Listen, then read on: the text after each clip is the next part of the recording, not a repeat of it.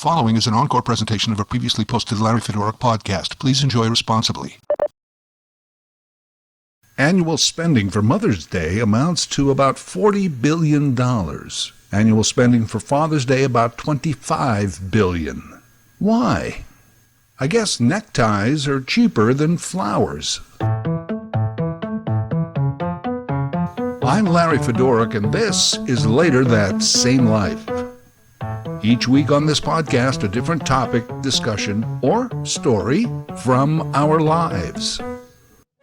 Season 13, Chapter 5, Father's Day. A decent bouquet of flowers will run you around $60. You can pick up a nice necktie for around $30, even one with flowers on it. Mothers get taken out to brunch on their day. On their day, fathers barbecue in the backyard. Eating at home is always cheaper than going out for a meal. I realize I'm stereotyping moms and dads into some 1960s scenario, but stereotypes are there for a reason. Plus, it is not a new observation that Mom's Day hype, including spending, has always outpaced Father's Day. Why is that? They both started around the same time, at least in North America. Mother's Day in 1908, Father's Day in 1910. The person credited with conceiving of and advocating for Father's Day apparently got the idea while sitting in church listening to a sermon about Mother's Day. In 1909, Sonora Smart Dodd of Spokane, Washington, wanted to honor her father, who raised her and her 5 siblings after their mother died in childbirth. Local religious leaders supported her idea, and the first Father's Day was June 19, 1910. In 1966, U.S. President Lyndon Johnson issued a proclamation declaring it an official observance. It wasn't until 1972 that Richard Nixon signed legislation declaring Father's Day the 3rd Sunday of June and a national holiday. Good old Dickie, huh? He signed that legislation in late April. Therefore, June 18, 1972, was the first U.S. Father's Day as a national holiday, thanks to Dick Nixon. Richard M. Nixon, father of 2, celebrated that Dad's Day June 18, 1972. June 17, 1972, burglars were breaking into the Democratic headquarters at the Watergate Hotel. Happy Father's Day, Dad. Hey, you seem a little off today. Is something on your mind? Well, thanks, kids. I'll be right with you. I gotta take this call. It's not a national holiday in Canada, although, it's a Sunday. I often wondered why Father's Day in the United States is not a long weekend. A lot of times when a national holiday falls on a Sunday, you get the Monday. I guess maybe they wrote that in the original legislation. Father's Day is not a long weekend. I've wondered, too, about the holiday pay in the U.S. If you are working on Father's Day, a federal holiday, do you get holiday pay? Well, no. I found this out because only federal employees get holiday pay, and most of them don't work on Sundays. In America, there is no law requiring private companies to offer holiday pay, a premium salary if you're working a holiday. It's up to the company. Most of them don't do it. Again, Father's Day, not a holiday in Canada. In Europe, Father's Day is March 19th, originally a religious holiday known as St. Joseph's Day, and it morphed into a more general Father's Day observance. Joseph, of course, the earth father of Jesus Christ. Joseph was like the Jonathan Kent to God's Jor-El. Joseph and Mary never had any other kids, yet in Europe, Joseph was the inspiration for Father's Day. Jesus was an only child of another father. Although as a kid I do remember my dad often referring to a Jesus H. Christ. Maybe that was a cousin. It's all very curious. For example, I was raised Catholic. In that church, a regular father outranks a mother superior. I know. How does that make sense? Well, yes, mother is superior, but father somehow more superior. Anyway, back to the question. Why is there more hype around Mom's Day than Dad's Day? It's not because one was around a lot longer than the other, But I do think part of it is that old traditions die hard. Here's what I mean. Things have changed, I get it. But for decades, it was Mom who was there when you got home. And you had to wait till your father got home. Wait till your father gets home. So for the most part, for decades, Mom was the go-to parent. She was the on-site supervisor. Dad was more like the consultant in from out of town who you saw occasionally, and he was telling you where you'd gone wrong and how to fix it. As that was the dynamic of the family unit, it would be only logical that on their special days we would want to do something for Mom and with Dad. See what I mean? Doing something for requires more effort and generally more spending than doing something with. And let's face it, in traditional heterosexual family setups, Mom had a 9-month head start in forming a special bond with the kid. Dad was integral, and perhaps even later dedicated and involved. But Mom put in the early overtime. Maybe we're somehow genetically hardwired to want to do more for Mom. Which brings me to same-sex marriage. And not only that, but married with children. Have you noticed, by the way, that with all the effort we put into gender-neutral terms, which I agree with, firefighter not fireman, chair not chairman, police officer, tipper server, plus now add to that how we have to tiptoe around proper pronouns, he, they, I don't know, all that. Yet we accept pretty openly the gender-defining terms of mother, father, husband, wife. 2 men get married, each has a husband. 2 women, each will say, my wife. And they say my wife, not like guys who say the wife. I know some will just say partner, but anybody can have a partner. This is about commitment. Husband, wife. I now pronounce you husband and husband. I guess it saves arguing about, who gets to be the husband or who gets to be the wife, which may be based in outdated stereotypes and gender roles. You want to be the wife. You told me when we got married I could be the wife. There'd be none of that. 2 men, 2 husbands, 2 women, 2 wives. Then they have kids. Kids have 2 dads or 2 moms. I know what you're thinking, the poor kids, right? Now they got to come up with 2 gifts for Father's Day. They have to glue twice the amount of macaroni on 2 tin cans for 2 pen holders. Ah, yes, but with 2 dads, they didn't have to buy any gifts on Mother's Day. So overall, I think it's a net break even. Just a quick aside. We've managed to switch to mostly gender-neutral terms. There's still one out there, at least one, that is male-based. We grandfather in a new policy. We don't grandmother it in for some reason, even though, as I remember, it was Grandma who made all the rules. We grandfather in new rules, so that people who entered under the old rules can still live with them, but the new people have to live with the new policy. Makes sense, I guess, because, grandfathers generally, they hate change.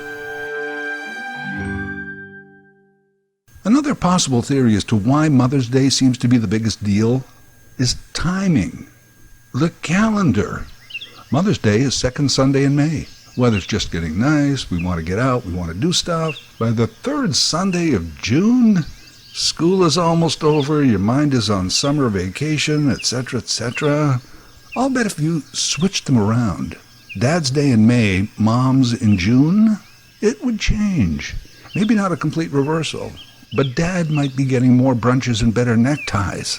Maybe they should switch it year to year, like they do in Canadian tennis. The men play in Montreal, the women in Toronto, and then next year it's the opposite. Or every few years, like the Olympics. We should try that. Why don't we try things? I realized recently that I've been alive longer without a father than I have with a father. That scale actually tipped sometime in 2010. But I never thought about it in those terms till now. Dad's birthday was back in May, and my brother called to say that, do you realize Dad would have turned 100 today? I had not, but ever since, I've been looking at dates and doing emotional math.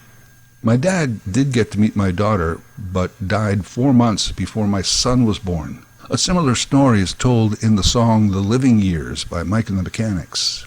I play it loud, I play it clear, every year around this time, usually about 10 times in a row. And I wish I would have told him in The Living Years. By the way, I'd love to play a snippet of the song here, but if I do that, the YouTube version of this podcast will likely be blocked. So just hum it to yourself for a little bit.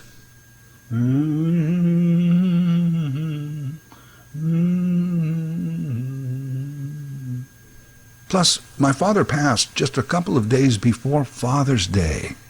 So every year there's that anniversary right around the same time as the observance. We lived many miles apart at the time. I was going to call him on the Sunday. Instead, my mom called on the Thursday. It was unexpected. When I did my podcast, I Was 8, Childhood Stories, wherever you get your podcasts, a friend reached out and said the most lovely thing. She said she was enjoying my love letter to my childhood, which it was. But slowly I realized that podcast was a love letter to my father. I believe that our time on earth is it. When we're done, we're done. But yet, way in the back of my mind, I secretly hope he somehow heard that love letter. How do I think both of these things at the same time? Earlier on, I did say that the tendency was to do stuff for Mom and with Dad. Not a hard and fast rule, obviously. But then I remembered I grew up in a time when Father's Day was a day when Dad would be exempt from family. Instead of having to spend time with the kids, Dad got a free pass to go out and do something on his own, golfing, fishing, hunting, I don't know, some manly thing. Not a bad idea, really. I mean, you're a parent 24/7. Shouldn't Mother's Day and Father's Day be a day off? Of course, those days, too, were the days of the aloof father figure, where he brought home the bacon and Mom fried it up in the pan.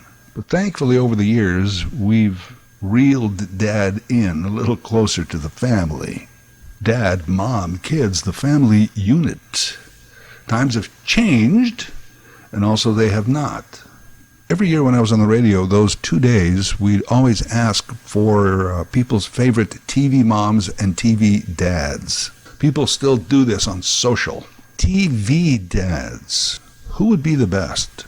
Actually, Progressive Insurance did a series of television commercials where they cut to a TV dad who's just there ready to offer advice. Kids are so expensive, Dad. Now Katie needs braces. Maybe try switching your car insurance to Progressive. You can save hundreds. I don't know, Dad. Maybe try switching your car insurance to Progressive.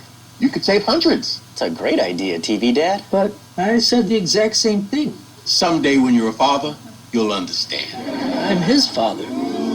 It's not a competition. Listen to your TV Dad. Drivers who switch and save with Progressive save nearly... TV dads. Who would be the best? Hard to say. Except with certainty, I can tell you that Bill Cosby is no longer in the running. You got your classics, Ward Cleaver, Ben Cartwright, Andy of Mayberry, Mike Brady. By the 70s, we had Howard Cunningham, Pa Ingalls, right on the prairie there in the little house. But then you also had Archie Bunker and Fred Sanford. Not exactly fathers of the year. Later in the 80s, we had My Two Dads. But they weren't gay. Don't say gay, can't say gay. These were two macho guys just sharing the upbringing of a child. And that was long before Two and a Half Men. The 80s also brought us Full House. That was a house full of dads. Although Bob Saget, Danny Tanner, was the official TV dad there. Who else? Stephen Keaton, Dan Connor. That's Family Ties and Roseanne, so you don't have to look that up. In 1987, we met TV dad Al Bundy. And by 1989, Homer Simpson, breaking the mold on the typical TV dad. By the 90s, we had Family Matters, Fresh Prince, Home Improvement. Those were great TV dads. I mean, Frasier was a TV dad technically, but it only came up occasionally. Hands down TV dad of the 90s. The award goes to Frank Costanza. George, we've had it with you. Understand, we love you like a son. But even parents have limits. The breakups, the firings, and every Sunday with the calls. What my wife is trying to say is this is supposed to be our time. I'm not following. I'm sorry, George, we're cutting you loose. Now, if you'll excuse me, I'm going to make love to your mother. I didn't say he was best. I just said award-winning. TV dads, who did I leave out? Well, that 70s show, Arrested Development, Malcolm in the Middle, which reminds me, Walter White was a TV dad. He bought his son a car, remember? You had your Different Strokes, Jeffersons, 8 is Enough, Growing Pains, Modern Family, The Family Guy. Well, you can see the long tradition of TV dads has been played every which way. I thought Elliot Gould as Ross's dad on Friends was brilliant casting. About as brilliant as Terry Garr playing Phoebe's mom and Kathleen Turner as Chandler's trans dad. I'm always amazed at the TV people who are dads in real life. You never think of them as dads. Letterman, Seinfeld, for example. They celebrate Father's Day with grown kids who are coming home from college. I know me and my kids got older, but I somehow don't realize they do too. Before leaving TV altogether, remember The Duggars? Reality TV show, 19 kids and counting. 19 kids, man. On Mother's and Father's Day, I'll bet their local Walmart adds extra inventory just for them. Father's Day, we celebrate fathers, and father figures. Figure we only use with father. If in your life you were close to another adult female, you would say she was like a mother to me. You would not call her a mother figure. I mean, it's not alliterative, and I guess it sounds too much like a swear. You mother figure. I love you. Have you ever noticed, too, that we associate our origins with our fatherland and our mother country? Fatherland is more of a nationalistic concept. The land of our forefathers. It would have been the fathers that fought for and settled the land. Mother country tends to refer more to a colonial power or an ethnic origin. Do you celebrate Mother's Day in the fatherland? Of course, and Father's Day in my mother country. So it continues. Mother's Day overhyped. Dad's Day underhyped. Is it the old traditions? Is it the time of year? Is it my for versus with concept? I really think it's mostly that one. Hey, remember as a kid, you'd always go, how come there's a Mother's Day and there's a Father's Day? When is it going to be Kids' Day? And every parent somehow knew to say, repeat it with me now, every day is Kids' Day, which it was. Father's Day, and Mother's Day too, good times to realize how much we've become our parents. Sometimes despite our best efforts, and sometimes a good thing. The U.S. Open Golf is always on Father's Day weekend. Father's Day is always close to Paul McCartney's birthday. It's right around the time my own dad passed, and very close to the anniversary of the Watergate break-in. There's also Juneteenth. That's right around Father's Day. Happy Father's Day, Dad, but I got another party to go to. You're welcome to come along. Well, there's just a lot to celebrate, isn't there? A lot to observe. Poor Paul McCartney probably only gets one party, one brunch, one necktie. Hey, Dad, it's the combination of your birthday and Father's Day. Yeah. Shit my dad says, dad bod, dad jokes. All part of how we perceive our dads. Hey, why don't I end with one of my dad's favorite jokes? Hated it as a kid. Hey, Mom, Dad's telling that joke again. Make him stop. Love it as an adult. Remember Mark Twain? When I was a boy of 14, I thought my father was so ignorant I could barely stand to have the old man around. But when I got to 21, I was astonished by how much the old man had learned in 7 years. So for me, it's kind of that with this joke. Anyway, the joke. Two guys meet in the desert. One is carrying an umbrella, the other one is carrying a car door. The guy with the car door says, look at you, what an idiot. You're carrying an umbrella in the desert. It never rains in the desert. The guy says, oh yeah, if it gets too hot, I just open up the umbrella and I have shade. You're the idiot for carrying the car door. And the guy says, oh yeah, if it gets too hot, I just roll down the window. That joke just keeps on getting funnier and funnier every Father's Day. Still love that. Thanks, Dad. It's good to laugh. Later That Same Life is written, voiced, and produced by Larry Fedoruk. LarryFedoruk37@gmail.com. Subscribe to Larry's podcast YouTube channel. Get automatic notifications with each new episode.